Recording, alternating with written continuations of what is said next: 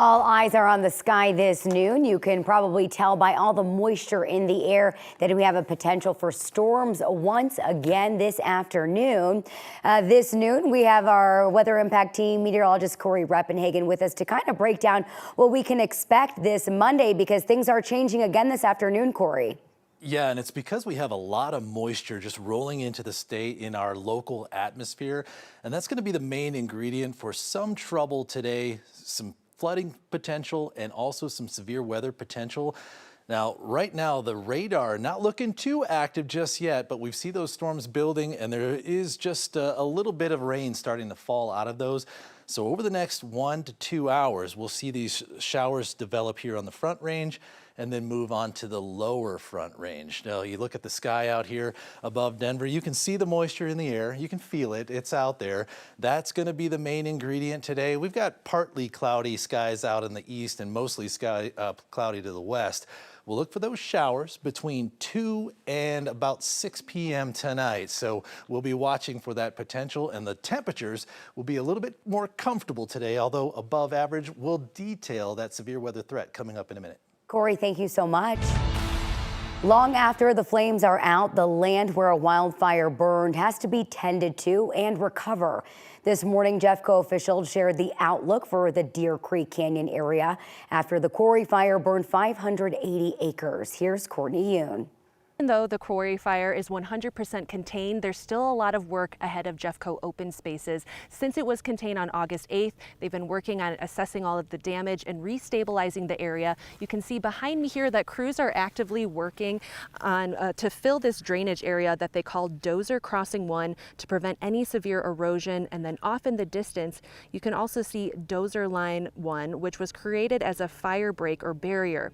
Thankfully, it wasn't needed in the firefighting effort, but it is a risk for erosion. Jeffco Open Space says they've placed wood chips down, seeded the area, and put water barriers or wattles down to prevent severe rivets from any rainfall. Jeffco Open Space says they still have to finish assessing all the trails to make sure they're safe and free of hazards. The fire and suppression methods affected Red Mesa Loop, Golden Eagle Trail, and parts of Meadowlark Trail. Right now, Deer Creek Canyon Park, Rattlesnake Gulch, and Black Bear Trails are all still closed. They're mostly worried about the potential for erosion from hand lines and bulldozer lines that were created to fight the fire, and they're restoring those areas now. Those are sort of our three modes of operation: is the closure and maintaining the closure for safety and so that crews can work. We're looking at the damage assessment, and we're looking at the repairing of the suppression measures. And those are our three modes right now. Jeffco Open Space is asking the public to be patient, to give the park time to heal and the crews time to work here. They are handing out tickets to people who are coming into the closed areas of the park, so make sure to stay out and let the crews do their work here. So far, there's no timeline on when Deer Creek Canyon Park will reopen, and the cause of the fire is still under investigation. In Jefferson County, Courtney Yoon, 9 News.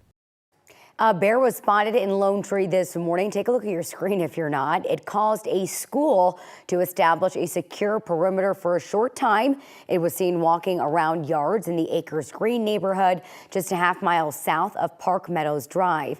It was very close to the Acres Green Elementary School, so officials kept everyone inside until it moved far enough away. Deputies have been in the area monitoring the bear there. This morning, summer ended and classes started for more than 90,000 Denver Public School students. 5, 4, 3, 2, 1. Welcome back, everybody. Superintendent Alex Marrero was at Polaris Elementary to count down the official start of the school year. Of course, he had help from excited students there. DPS had one of the latest starts to the new school year. Nearly all other schools in the metro already started within the last 2 weeks. DPS's year will stretch into June once again, with the last day scheduled for June 3rd. Prosecutors are considering more charges against former Littleton funeral director Miles Harford. He's accused of leaving a woman's body in a hearse for a year and a half. He was in court to be arraigned, but prosecutors got a continuance so they could have more time to consider additional charges. Harford owned the Apollo Funeral and Cremation Services in Littleton. He's not only accused of leaving the woman's body, but also giving her family someone else's remains. Denver police arrested Harford earlier this year after police police said his business closed in September of 2022. The funeral home's license expired in May of 2022. The case was rescheduled for October. Neighbors are calling the alarm about a dangerous intersection just west of I-25. That neighborhood has seen several crashes over the last few years, and the neighbors don't want anyone to get seriously hurt. Video there. That was the latest crash in that neighborhood. It happened earlier this month. Surveillance video from neighbors shows that car speeding through the area and slamming into two parked vehicles. Luckily, no one was in those vehicles and no one was hurt, but there was a lot of damage left behind.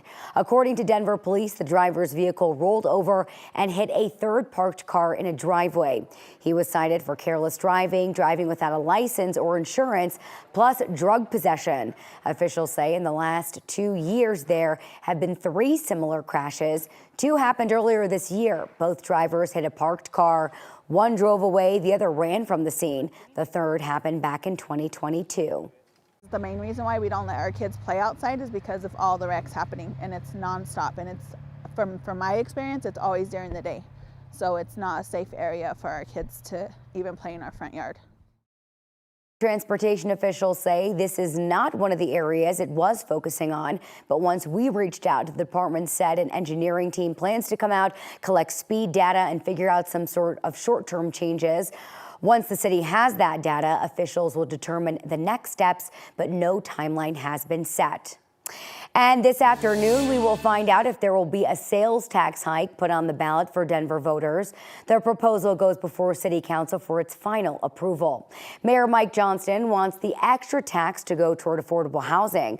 Denver is already short more than 40,000 affordable housing units. If council approves it today and voters okay it in November, the sales tax would add 5 cents to every $10 spent. The mayor says it would bring in $100 million a year for the city. The Democratic National Convention kicks off today in Chicago. We are taking a live look at the United Center where it will be held. After a wild few weeks, the Democratic nominee, Vice President Kamala Harris, has arrived to the Windy City, and so has President Biden. He is scheduled to speak tonight along with his wife, Jill. Barack Obama is speaking tomorrow. Harris is expected to accept the party's nomination and speak on Thursday. 9 News' Kyle Clark is in Chicago for the convention starting tonight. He will bring you coverage talking to the Coloradans involved in the Democrats' historic mid-campaign switch. You can also watch next 5-part series on Donald Trump's policies that aired alongside our daily coverage of the RNC back in July, right now on 9news.com.